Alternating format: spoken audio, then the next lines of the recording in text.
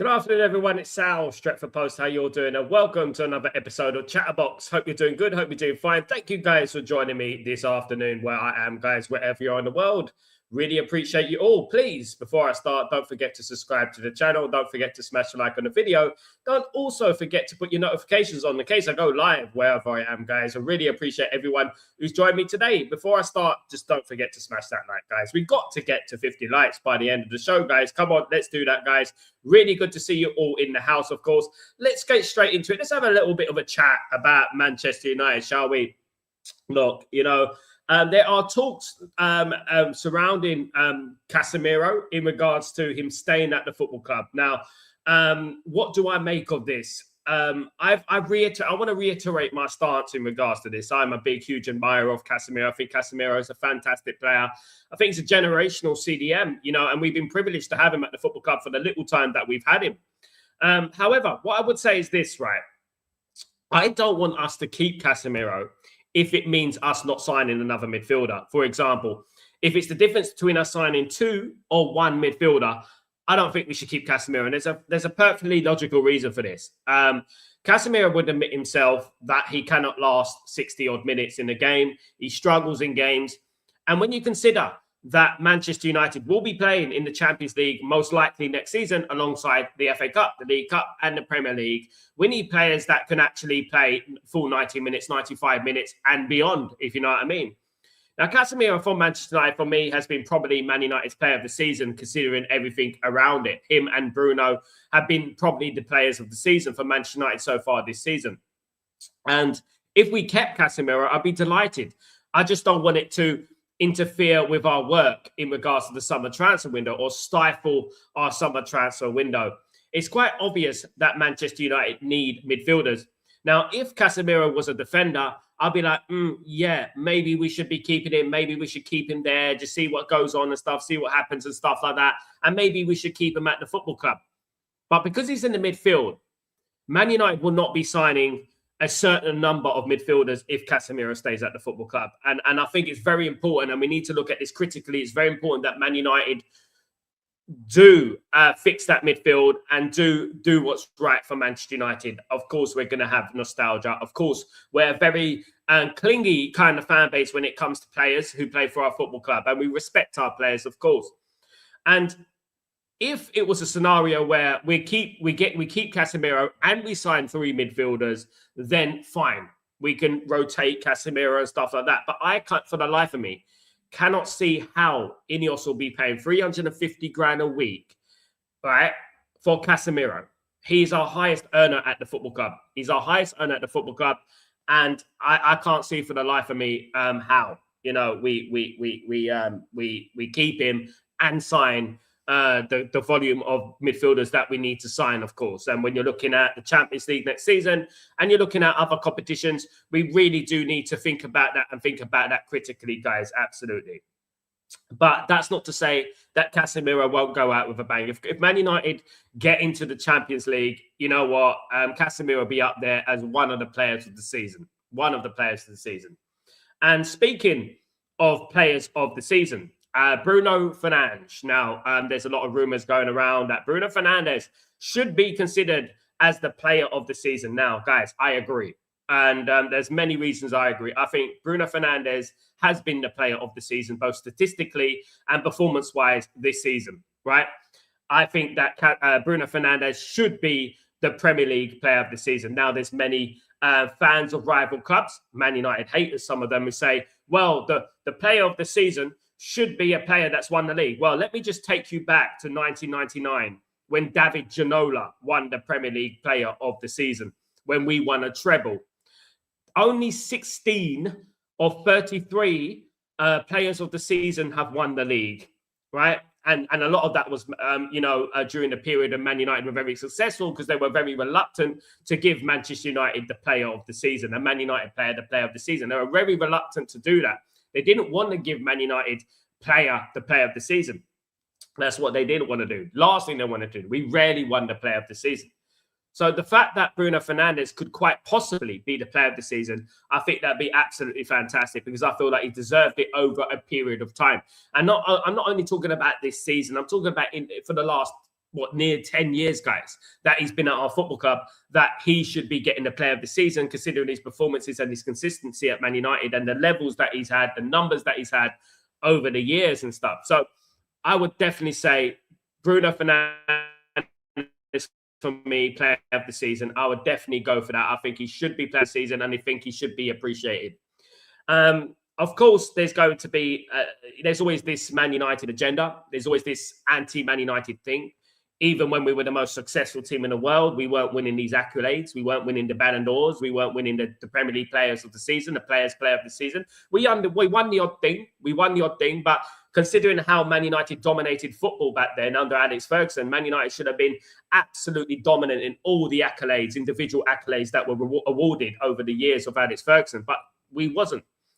Cantona won the odd thing. Maybe Vidic won the odd players player of the season. Then you had, obviously, I'm not sure who won the last Man United player to win the player of the year. I mean, I can't think it was. It might have even been Eric Cantona, mate. If I'm not too wrong, you guys correct me. It might have even been Eric Cantona. I don't know. But Man United haven't won it as potently, as consistently as we should have. So when fans and rivals and media start talking about Bruno shouldn't win the Premier League Player of the Year, I think it's an absolute hypocrisy. I think it really is. And because I do believe that he deserves it. And I'm going to say that. I believe that he deserves it. I believe that everything that is surrounding Manchester United, especially this year, everything that is surrounding Manchester United in regards to Bruno Fernandes, he deserves it from the context point of view. He deserves it. And I think he should be winning the player of the season. And I think, where are we going with this? Who's going to win the player of the season? Declan Rice. Guys, people are acting like Arsenal are 50 points ahead of Man United, right? Any other given time, without the AFCON, Man United will be far, far closer to Arsenal right now. Far, far closer. What are we, 13 points by? Was it 9 or 10 points behind Arsenal? What is it, guys? 9 or 10 points behind Arsenal? It's not much, is it, when you're thinking about it? When you're thinking about this Man United team, it's probably the worst Man United tein that has ever been. It does make you laugh, really. They're not 30 points ahead of Man United, and I feel like any other season, if things went our way in regards to the AFCON and, in regards to certain decisions and certain results that we kind of flopped in, I think that, Man United would be far closer to the top than we are right now. Of course, guys, absolutely. Let me just say hello to the community. Hope everyone is blessed. Hope everyone is good. Hope everyone is having a good day. Good evening, my friend. Hope you're doing well. Good to see you. Good evening, Amal. How you doing, my friend? Hope you're doing good. Hope everything is blessed. So basically, I would say that Bruno Fernandes deserves the player of the season. I'm going to back my guy. I'm going to back Bruno Fernandes to get the player of the season. Absolutely. I'm not going to shy away from that. I'm going to say that he deserves it and he should get it before anybody else be getting the player of the season. Absolutely. Amal, I heard that we might get a 55% clause in by Greenwood from Marseille.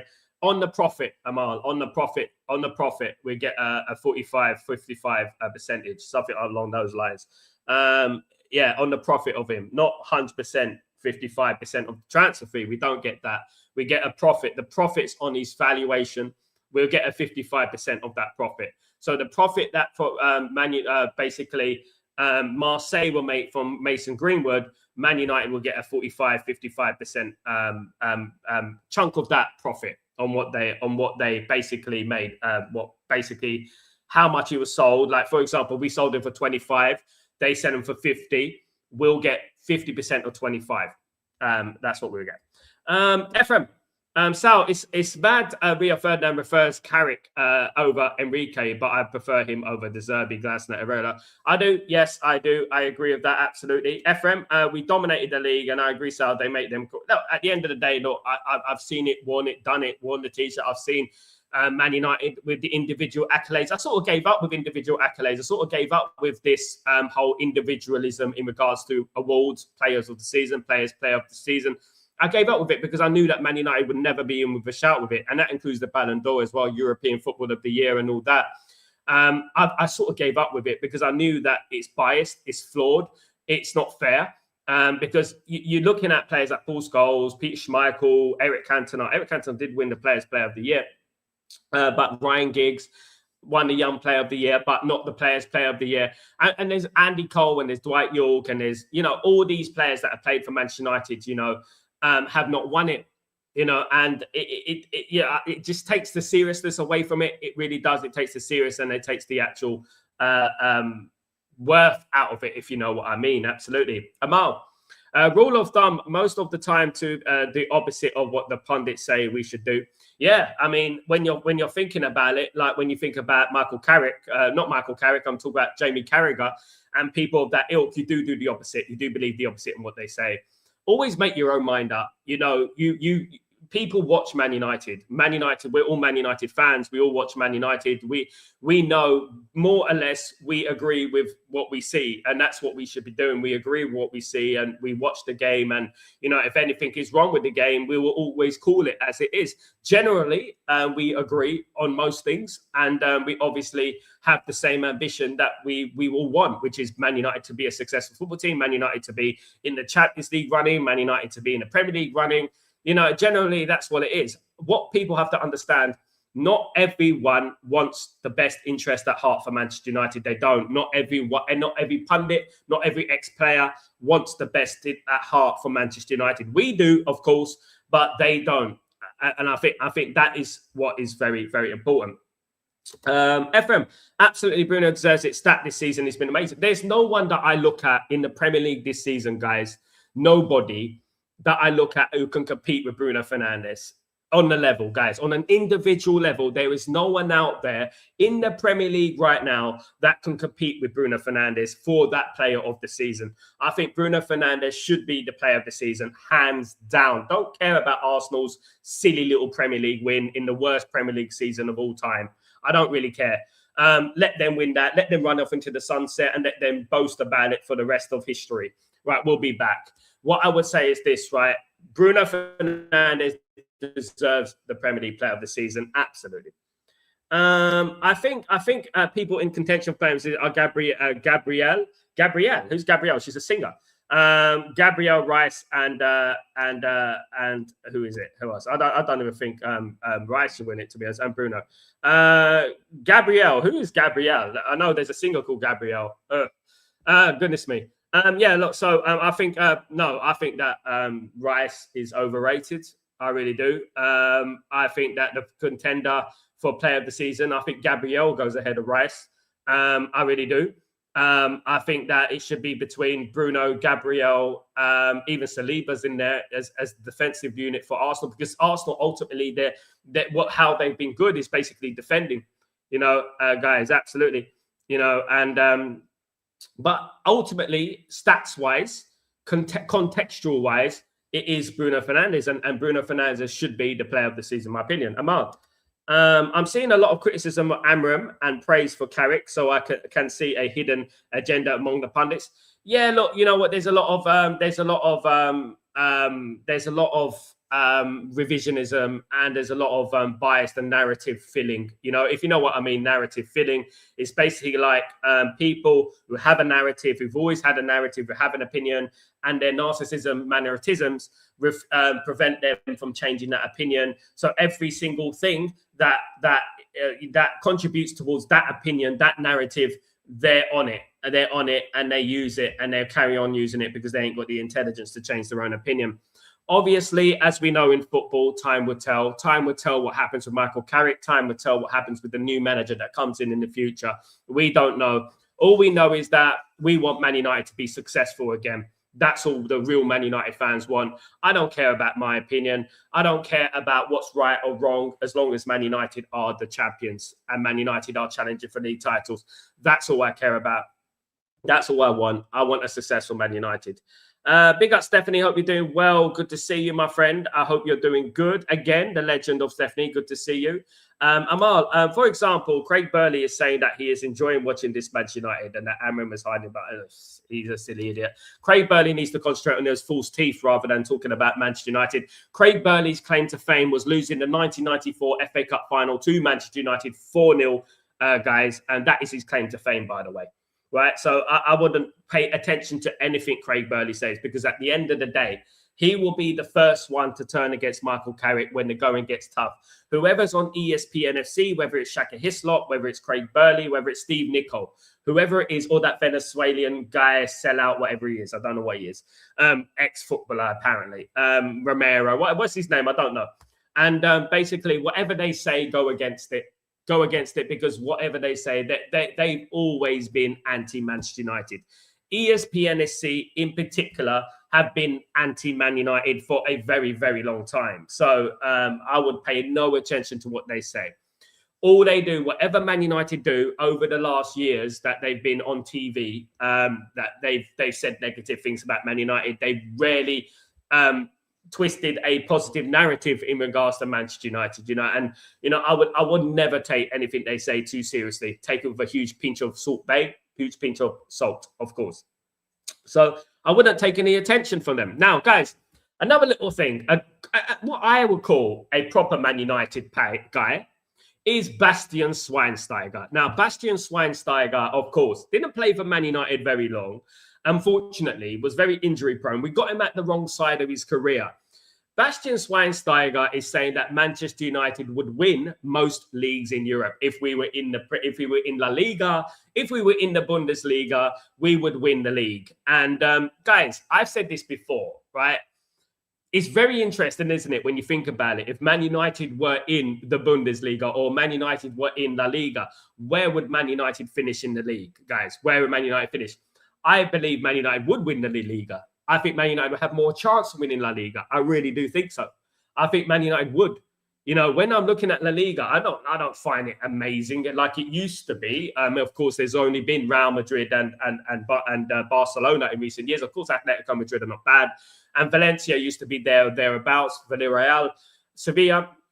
I actually think, Man United would challenge for the league in La Liga. And I think that Bastian Schweinsteiger is telling the truth. I really do. I think that Bastian Schweinsteiger, one thing I like about Bastian is that Bastian supports Manchester United properly. You see him on match days. You see him on during the game. You see that he actually loves Man United. He actually loves Man United more than the Roy Keanes, than the Gary Nevilles, than the Nicky Butts and the Paul Scholes. And Manchester United actually changed those players' lives. They didn't really change Bastian Schweinsteiger's life. He was already a world champion. But they changed it. Man United did change their lives, but they would never appreciate that, would they?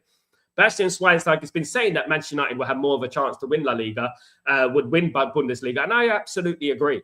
Man United are not far away from winning the Premier League, guys. Man United are not. And as I said earlier on today, that Man United can win the Premier League. If Man United win the Premier League, it wouldn't be a big shock to me, because I don't believe Man United are that far away. We are a little bit of investment in the midfield, and the fullbacks away from challenging for the Premier League, in my opinion. That's what I believe. And that's why it wouldn't be a big shock to me. So Man United winning the La Liga, if Man United were in La Liga, if Man United were in League One, Liga Un, or the Bundesliga or Serie A, I do think Man United will win most of those leagues. I really do. I really do, guys. And I actually say that Arsenal would as well. And I think that Chelsea and Man City probably would as well. Maybe not Chelsea, but Man City would as well. But I would say that, it's hypothetical. It is a little bit like it is a good thing to think about, actually, because, the Premier League is so difficult. The Premier League is incredibly difficult. The Premier League has, is full of teams on a seminal level. It's not the level that it used to be, in my opinion. It's not the level that it used to be. I actually feel like a team like Southampton in the 90s will win the Premier League now. That's how poor the Premier League has become.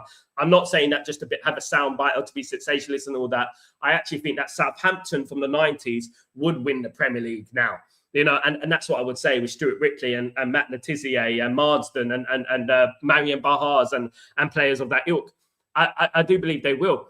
But I do believe that Man United, if we fix this midfield, the fullbacks, I think Man United will be winning this league. And I do think at least challenging for this league. I really do feel like that, guys. Absolutely. Absolutely. Big up everyone, of course. Big up Pig Tees. How you doing, my friend? I'll be doing well. Hope you're good. I'm good, mate. I'm in Italy now, Pig Tees. So just to let you know, I am in a much more safer environment. Of course, my one of my homes in Napoli. I am in Italy. So yeah, I'm here. Big up Stephanie. ESPN are so anti-United. Absolutely, they are. They thrive off anti-Man United stuff, anti-Man United material. Those who've actually sat there, right? I stopped watching ESPN once, right? Then I kept hearing stories about ESPN. ESPN keeps saying this, ESPN keeps saying that. And I actually sat down and I watched ESPN. And I'm like, again, after a while, and I'm like, bloody hell, they're so anti-Man United. They're so anti-Man. Everything that comes out their mouth is anti-Man United. And I'm like, what's going on? Why do they hate Man United? Look, I understand. Shaka Hislop, Steve Nicol, Craig Burley. They all hate Man United for a reason. We all know why that is. Because we ruined their childhoods. Craig Burley, Shaka Hislop, Steve Nicol, we ruined their childhood. We knocked Steve Nichol's Liverpool off their perch. We defeated Chelsea numerous amounts of times, including the only chance that Craig Burley had of winning a trophy, which was the 1994 FA Cup final. We stopped Shaka Hislop winning the 1996 Premier League title with kids. That's what we're talking about. That's why they're so bitter. That's why they're so angry. That's why they hate Man United. We made them cry for so many years. This is why they have this agenda that they keep splurting into the media, splurting on ESPN, ESPN and whatever. Do you know what I mean? Bastian loves Man United. Absolutely, Stephanie does. And you can see it's genuine as well, isn't it? It's genuine. Amal, by the way, if there's any opportunity to sign two midfielders like, for example, Wharton and Stiller, before the World Cup, would you sign both of them or wait until after the World Cup to sign Anderson? I'll wait until after the World Cup to sign Anderson if it was a guarantee, but I would already have a number of deals that would be already in the pipeline. I would already have the groundwork done on a number of deals. In case that one doesn't go through, we can move on straight onto that one. If that one doesn't go through, we can move straight onto that one. It's all about preparation. It's all about working. It's all about, getting yourself prepared for what can be and what can't be, if you know what I mean. Amal, take what you have in front of the gamble and go for the preferred choice. Just spoke about it. Big up. Mandem, the league has been awful. How many big teams, 16s, have you watched and that you thought it was a good game? The only team, Mandem, that I would say, and I'm not saying this because I'm biased. I'm not saying this because I'm a United fan. I'm saying this because I'm being honest. The most entertaining games I've seen this season have been with Manchester United. Prove me wrong. 4-4 against Bournemouth. 3-2 against Arsenal. Tell me, even that Liverpool game away, what a game that was. Tell me about it. Talk to me about it. How many games Man United have been involved that have been fantastic games. Man United are holding up the league when it comes to entertainment this season. It's Man United who have been holding up the league, and holding up the entertainment. The rest of the teams, including Arsenal, have been boring. I'll be honest, guys, it's boring. I'll be honest. I'm not saying that. Congratulations, Arsenal win the league. Congratulations to you. But you're boring. That's no doubt about it. You know what I mean? You're more boring than George Graham's Arsenal team. I would say that, guys. Absolutely. Ryan, in case going to renew the contract, then the Glazers and Ineos will have the excuses not to sign a new midfielder. It's true, Ryan. Absolutely. Ephraim, Bastian loves United. The way you treated Bastian is disgusting. Yeah, it's his age and his injuries, wasn't it? That just goes to show you how we've been run over the years, man. We have no class, no respect. Look how we treated David De Gea, guys. Look how we treated David De Gea all those years ago when we went. That guy was so loyal to Manchester United, and look at the way we treated him. It's absolutely disgraceful. Mandem, people just watch ESPN because it's broadcast the game. Nobody gives a toss about the pundits. It doesn't broadcast the game for me. ESPN, I don't watch ESPN. It's either where I am in Italy right now, it's either Now TV Italia, or when I'm in Abu Dhabi, it's Todd. So I don't really watch them, to be honest. I have no reason to watch them anymore. And if I was in England, it would be Sky Sports and obviously TNT and all these entities, of course. I don't have a need to watch them, but I do like to see what they're saying, because it's very important that we look at them and say, well, why is he saying that? And you know what I would say is this.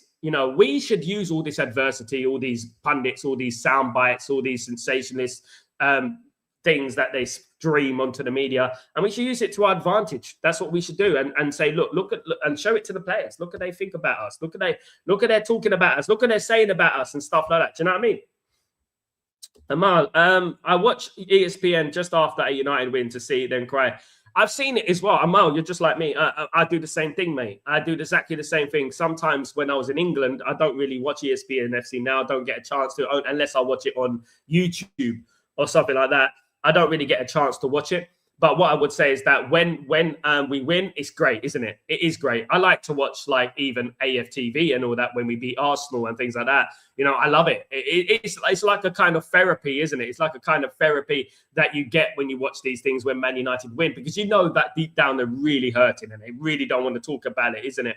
Especially ESPN FC, you know. And I've never watched ESPN FC, and I'll be honest with you guys, I've never watched ESPN FC. And watched it and thought, well, they were actually fair with that. Actually agree with that. They were actually right with that. I've never watched it like and you know, I thought, oh well, they'll appreciate Man United there. Never. Bastian truly loves United as if he won a treble with us. He has to sometimes post about buying. Bastian Schweinsteiger is the most genuine Man United ex-player that I've ever seen, apart from Cantona and Beckham. These three players, guys, and I do talk a lot about Cantona and I do talk a lot about Beckham because I would love to see Cantona and Beckham back at Manchester United. That would be a dream. But I think Bastian Schweinsteiger would be good at Man United, you know, in a coaching sort of capacity and stuff like that. I think he would, because the way he talks about Man United, the passion about Man United, I love it. I do love it. I love his personality. I love the way he talks. I like the way he's always there with his tweet. Come on, United. You know what I mean? And he's like one of us, isn't it? At the end of the day, he's like one of us, and you know, and that's what I like about him. At the end of the day, I'm waiting for a Neville to interview Slot. I think we all are, Ryan. I think we're all waiting for Gary Neville to interview Arnie Slot. Now, look, guys, as I said this earlier on this morning, I don't mind opinion. I don't mind. I'm not here to police people's opinion. I think everyone is entitled to an opinion. But I think opinion should be based on context. I think opinion should be based on every single element of that situation. For example, when Roy Keane is talking about, I'm not going to get giddy. I'm not going to get giddy over Man United coming third. I'm not going to be celebrating Man United coming third. What do you want him to do? I mean, at the end of the day, what do you want Michael Carrick to do? Michael Carrick can only do with what he can do for now. Whether he's the man to take Man United forward next season, that's another situation. But what do you expect Michael Carrick to do this season? He can't win the league. He can't win the Champions League. He's not in it. He can't win the FA Cup. He's not in it. Can't win the League Cup. He's not in it. What do you want him to do? So what I would say is that, you know, if I was a pundit, I would say, yes, we shouldn't be celebrating third place. We shouldn't be doing this. But I think Carrick is doing a good job for what he's doing right now. He is getting the results. And I think ultimately that's the most important thing right now. Because ultimately, what is it right now? Like I've always said, it is the business end of the season. The business end is the key word, right? The key words. The business end is the key words of this season. We win, get in the Champions League. That's it. Style of play, you know, rhythm, formation, this and that will work itself out next season, right? At the end of the day, things will change. Players will change. Players will come in. Players will leave. And that's what it is at the end of the day. What does Roy Keane, Gary Neville, and all these pundits want from Michael Carrick? What do they want from him? What do they want? Do they want to miraculously win the league? Is that what they want? Because at the end of the day, look, we're winning football matches, and I think we should take that and be celebratory because of it. You know what I mean? You know, it is about getting in that Champions League, and what will be at the end of the season when we analyze everything, who's available in the managerial market, because Luis Enrique might not even be available, right? He might not even be available. It's about that. Wait to the end of the season, and then we can judge it, and then we can reevaluate every single game and say, well, is he the right guy for Man United? You know, and we can do that, you know. But right now, what is the point of attacking Michael Carrick? I don't understand it. I really don't. Michael Carrick is doing phenomenally well. We're not playing the best football in the world. In fact, we've been lucky over the last 10 games, 5 games, whatever. We've been lucky. But what we do is we support Michael Carrick as Man United fans. We support him. Well done. We are happy today because we won the game against Aston Villa. Well, by the way, we won it well, by the way, yesterday. So I don't like this bullying culture from our ex-players. And they did it with Ruben Amorim. right? They did it with Ruben Amorim. They did it and they put more pressure on him. He even mentioned it in his press conference, right? It's okay to be positive about the football team that changed your life.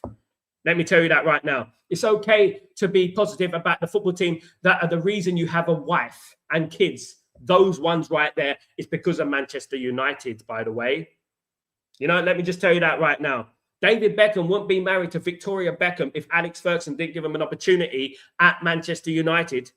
If he stayed at Preston North End, you think he's going to marry Victoria Beckham? Be real. And that's what we have to look at. You know, these ex-players and this and that, all they contribute to, I'm not going to police their opinions because that's not what I'm about. But all they contribute to is extra pressure. That's all they do. They put extra pressure on the manager, in my opinion. Mandem, against Bournemouth, I'm going with an either 2-1. I'm going to give you my preview and a match preview, guys. Don't forget to join me on the match preview, of course. Don't forget to get involved in that one, of course. We saw very little of Bastian, and even in his playing days, I always looked if he was on the team sheet. Great player. He was at Bayern, definitely. Injury set him back, didn't it? Mandem, true. Even look at when we won the Carabao Cup, FA Cup. Bastian was proud of us and celebrated the win. Absolutely. And he done it generally. He done it from the heart. You know what I mean? And that's what I like about Bastian Schweinsteiger. I really do. Amal, Bournemouth away is the game I'm a little bit worried. Of course, it's a tough game. It is a tough game. And it's another one of those Newcastle-type games, isn't it? You know, those Newcastle-type games that, you know, are difficult. I predicted before the Newcastle game that was going to be one of the most difficult games. Lo and behold, it was. You know, with 10 men as well, against 10 men. Mandem, spot on. That's what I said. I don't get it. Let's Carrick manage the team up until the end of the season so that we can analyse him. The nonsense being spewed isn't helping anything. It's not helping anything. But the key is, if we were in a title race, if we were in an FA Cup, look, let me give you an example. If we were in a title race and Michael Carrick is the reason we're not in a title race, if we were in the FA Cup and Michael Carrick is the reason we got knocked out of the FA Cup, Michael Carrick is the reason we got knocked out of the League Cup, Michael Carrick's the reason we got knocked out of the Champions League, then I would say, well, he needs to do better. He needs to do better. I would say that. I'll be the first one to say it. But what do you want Michael Carrick to do exactly? He's coming to the football club. He's doing his job. He's there. He's doing what he can do. Everything he possibly do. He's almost perfect, right? So what I would do is lend him a bit of support, lend him a bit of morale, you know, lend him a bit of positivity. No, it's not about being overly positive and toxic positive and stuff like that. Absolutely not. It's not about that. But what I would say is that at least call things as they are, you know, at the end of the day, you know.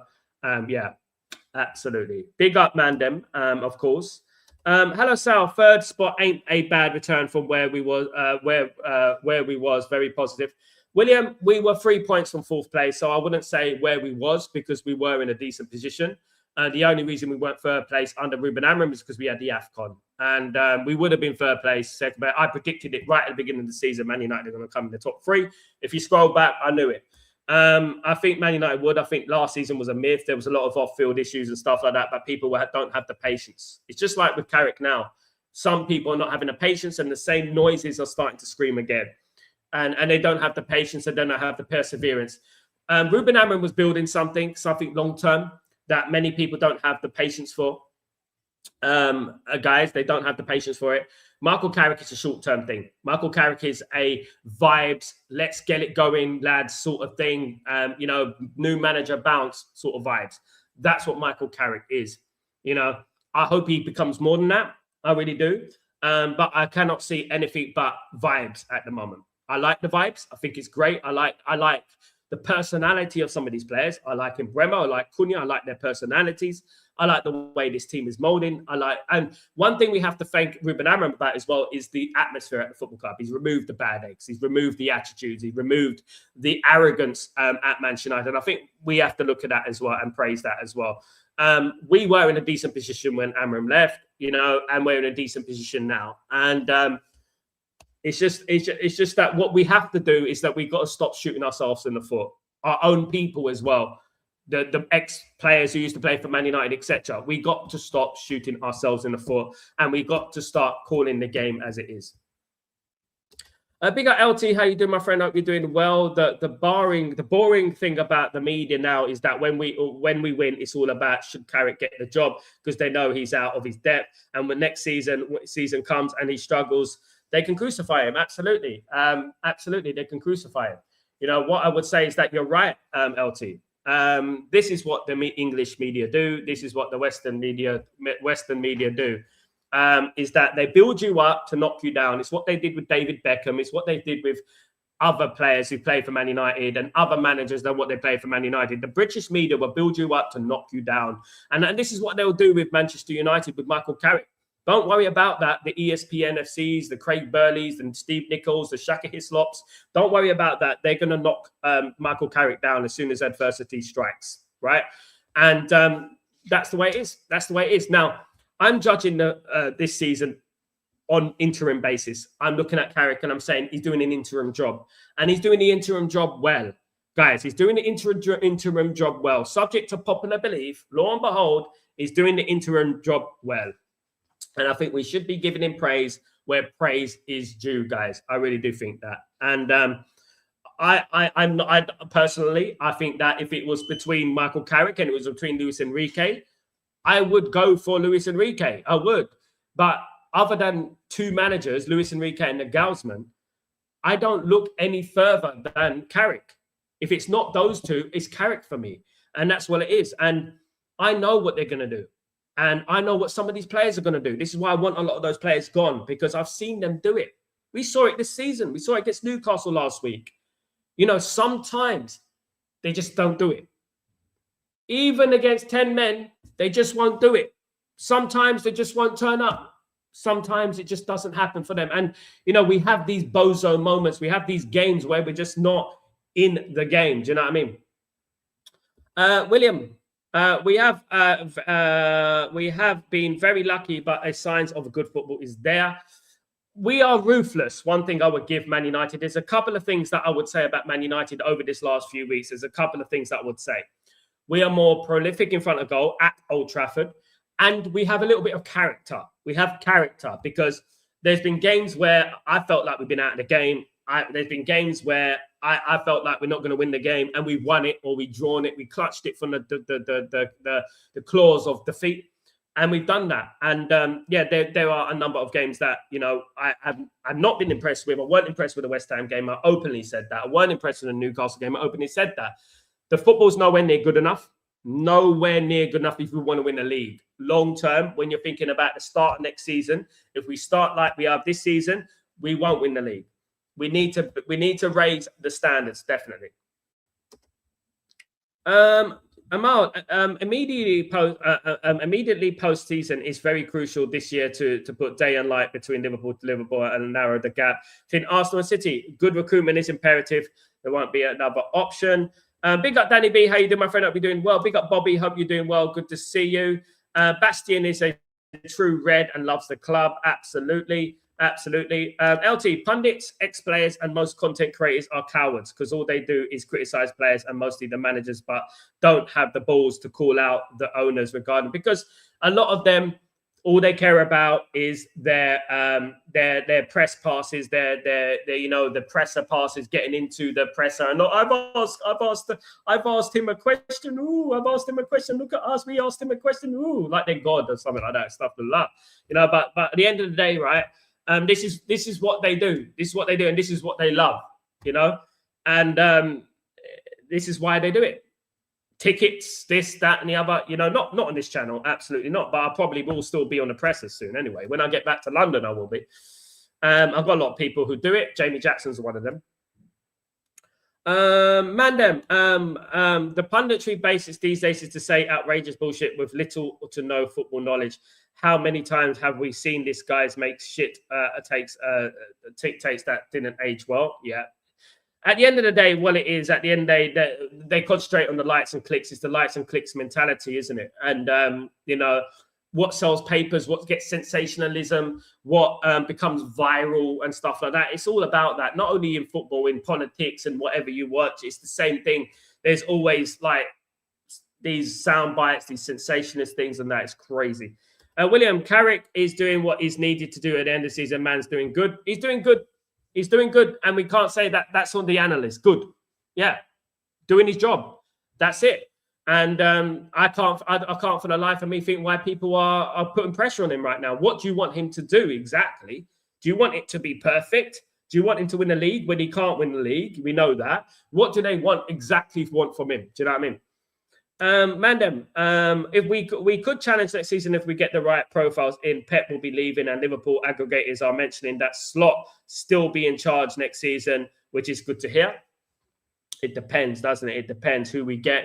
We got to concentrate on what we do, because bet your bottom dollar Liverpool going to spend, Chelsea will spend, Man City will spend, and Arsenal will spend. So hopefully we do, of course. Dan, I'm late to the show. No problem, mate. Hope you're doing well. What have I missed? Any Casemiro talks? Is he staying? Hope you're well, my friend. I'm very well. He's in talks. Apparently, rumours is that Man United are considering launching talks with Casemiro for 1 more year. It's not good news. It's not good news, because that means that Man United are not going to replace him in the midfield. And Man United need players that can play 90 plus minutes. You know what I mean? And Casemiro can't. As much as we love him, we got to stop these sentiments. We really do. As much as we love Casemiro, we got to stop the sentiments, and we got to start, you know what I mean, thinking about the future, Even us fans, we do criticise how we perform, but Carrick is getting results, which is the most important thing as we are fighting to Champions League. The outside noise is just nonsense. You can criticise the way we played. We played poorly, man. There's no hiding that. We have played poorly, and we've been lucky, right? When you look at the Fulham game, when you look at the West Ham game in the last minute, 1 shot after 80 minutes. When you look at the Everton game, when you look at the game against Crystal Palace against 10 men, when you look at the Newcastle game against 10 men, it's not been good enough, the performances. But ultimately, it's about results, isn't it? And we look at that. Is it sustainable? No, it's not sustainable, right? And those of a football IQ will know that, right? It's not sustainable. The football has been poor, but we've relied on moments. But the key is this. We're doing well at Old Trafford. That's good. It's good to have our good home form. It's good to have a little bit of fortress going there at Old Trafford again. We got a good home form. But again, I reiterate, it's not about that at the moment. It's about results, as you said. It's about results. Now, if Michael Carrick goes and loses to Bournemouth, then it's starting to look a little bit precarious, isn't it? If we don't go and beat Bournemouth, and then we don't go and beat, like, for example, if we lose to Bournemouth or we draw against Bournemouth and then we lose to Chelsea or draw against Chelsea, then it's starting to look a little bit precarious, isn't it? We are on a thin thread. But ultimately, if he gets the results against Bournemouth and Chelsea, fantastic for Manchester United. Because ultimately, that's what it's all about, isn't it? It's all about what's good for Manchester United, isn't it, at the end of the day? 1621, guys, come on, guys, smash that like button, guys. Let's get the likes up, guys. Thank you so much. Hit that like button anyway. Thank you so much, my friends. Subscribe to the channel if you're new, guys. Lots of great material coming up on Stretford Post very, very soon, guys.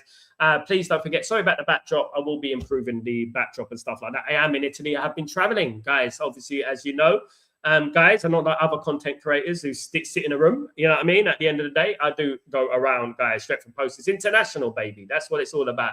So that's what it's all about, guys. Absolutely. Spot on. We just need to wait and see. Let's judge him after the season. Yeah, and that's it. And even then, even at the end of the season, I want us to interview managers. I want us to interview candidates. I still want us to do it the professional way. I don't want us just to jump.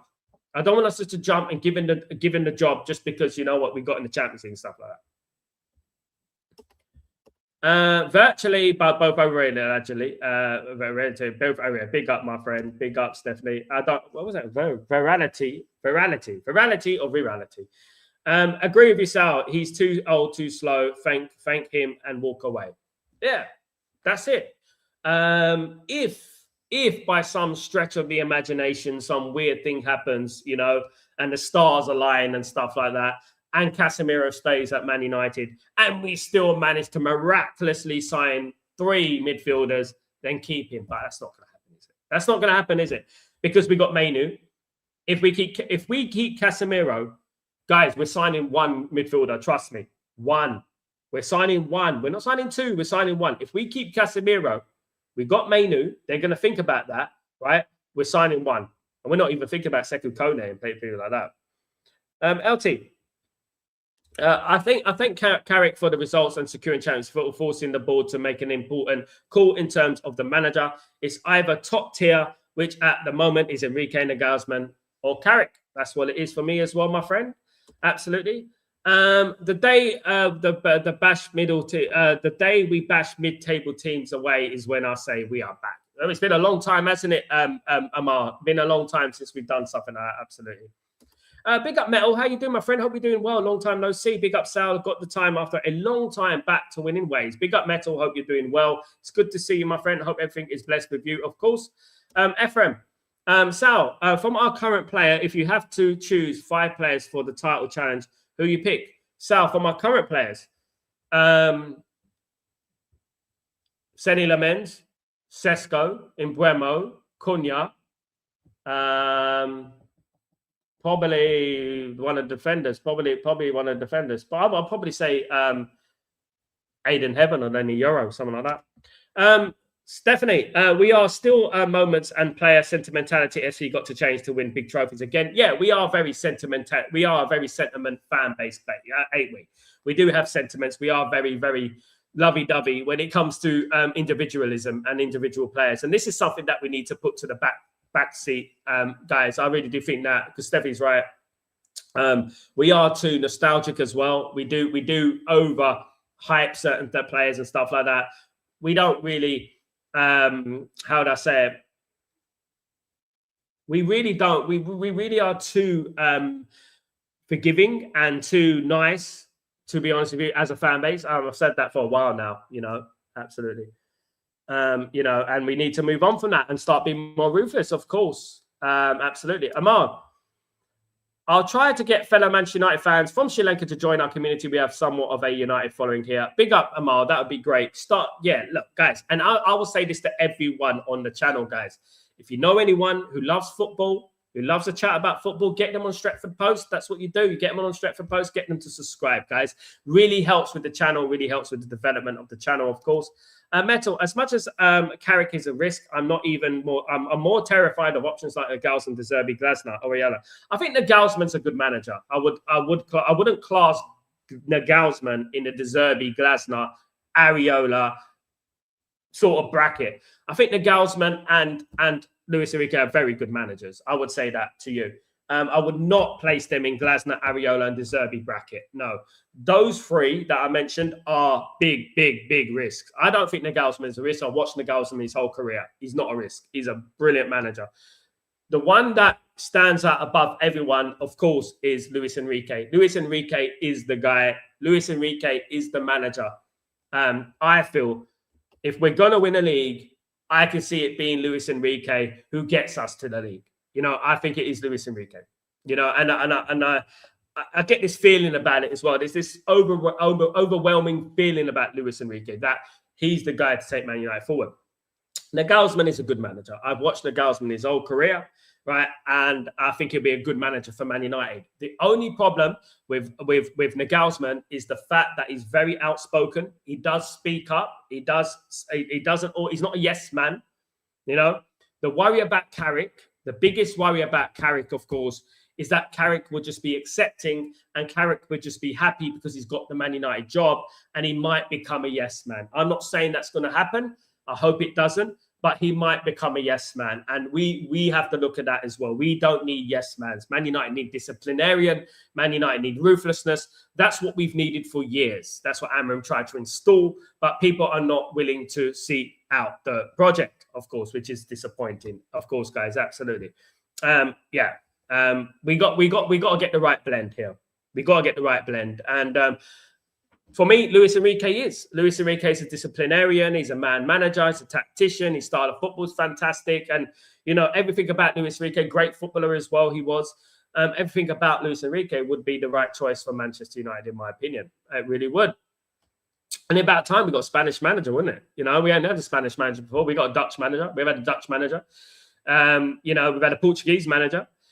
We've got an English manager. We've had a Scottish manager, you know, and it's about time that we started changing that record, of course, and just bringing someone else, of course, absolutely. But yeah, look, it's interesting. It's going to be interesting, and that's why Ineos and the Glazers and Vivel and Barada and Wilcox get paid the big bucks, because they get paid to make these big decisions, don't they? They're the ones who get paid to make the big decisions. They're the ones who their neck is on the line, so to speak. Their neck is on the line in regards to that, absolutely. Yeah. But look, guys, look, you know, whatever happens, I just hope for the best for Manchester United, of course. That is what matters to me. That's all, and that's all I care about, ultimately. That's what we all should be caring about, all in the same boat, ultimately. Whatever happens, doesn't matter about my opinion, doesn't matter about anyone's opinion. All that matters is about what happens and what happens with Man United. And as long as we progress, as long as we get to the promised land, and as long as we get where we want to go, then it'd be good. Sal, do you think Nagelsmann or even Luis Enrique would actually succeed at United with this board? Yeah, because they wouldn't be hired. Because the thing with Nagelsmann and Enrique is that Nagelsmann and Enrique would not take the job without power. That's one thing they would do. They would not take the job without power. Nagelsmann and Enrique will want to have the power. They would want to have the choice of players that they want to sign. If Man United, for argument's sake, got Luis Enrique, everything would have to be based around Luis Enrique's philosophy. Everything would have to be based around Luis Enrique, his tactics, his system, his players. Now, the great thing about Luis Enrique and Nagelsmann, for example, as well, is they're not just Galacticos managers. They're not managers that go out there and buy the best players and they cherry pick the best players. You know what I mean? They're not that sort of. They're not them sort of managers. They are managers that can build, that can get young players, that can make them grow, and things like that. You know, so everything will have to be targeted towards the philosophy of Luis Enrique, for example, and Nagelsmann. And this is why I think if they do come to Man United, they will succeed, because I am pretty certain that if they do come to Man United, they will have it their way. They won't sign that contract without it. And that's what I would say about that. Absolutely. I would say that about that, of course. Thank you so much, Stephanie. Big up yourselves. Good to see you back. Hope everyone is good. I hope everyone's blessed in the stream, guys. Don't forget to smash a like on the way out as well, guys. So, look, you know, it's a quick turnover for Manchester United. Of course, we've got Bournemouth on Friday. We'll be uploading the match preview very soon, guys. Very important you get involved in that as well, guys, for Stretford Post. If you can get involved in that, be absolutely fantastic. And I've also got my match prediction show coming up as well again, guys. So look out for that as well, which will be uploaded as well. That's going to be uploaded pretty soon as well, guys. So look out for that as well, guys. It's going to be a good one. Look, massive game on Friday. And I would say it's one of the most difficult games of the season, away to Bournemouth. And we know why. We haven't really done well there in recent years. And let's do this. Let's beat Bournemouth and let's have that 2 weeks international break. And let's come back for the Leeds game at Old Trafford. That's what we need to do, you know. And I would say that you know, we got 2 weeks. It'd be nice to leave with good vibes, because you know, we got 2 weeks without playing football. It's like Man United playing is a rarity these days. We really do have a rare turnaround when it comes to football, doesn't it? Man United seem to have 1 game, 2 weeks off, 1 game, 10 days off. I know, and it's funny that we're actually playing on Friday this week. I mean, it's too short now, isn't it? It's either too long or it's too short. You know what I mean? And Bournemouth under the lights is a big test for Manchester United. They haven't got Semenyo, we know that, but they've got other players. Rayan, of course, who I spoke about numerous amounts of times. And Ancelotti has been speaking about Rayan this week, of course, how he's going to be a superstar and stuff like that. It's another player that we spoke about coming to Man United, potentially coming to Man United before he signed for Bournemouth, but we didn't make that deal, even though it was cheap as chips. We didn't make that deal happen, did we? And that's the problem with it at the end of the day.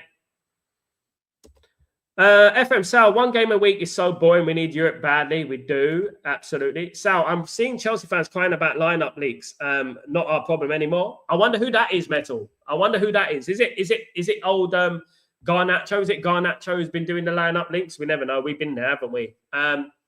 We don't really get that anymore, which is good.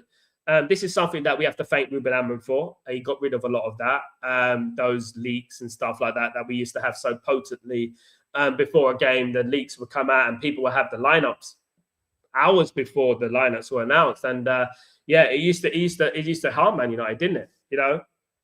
And I'm glad we don't have that problem.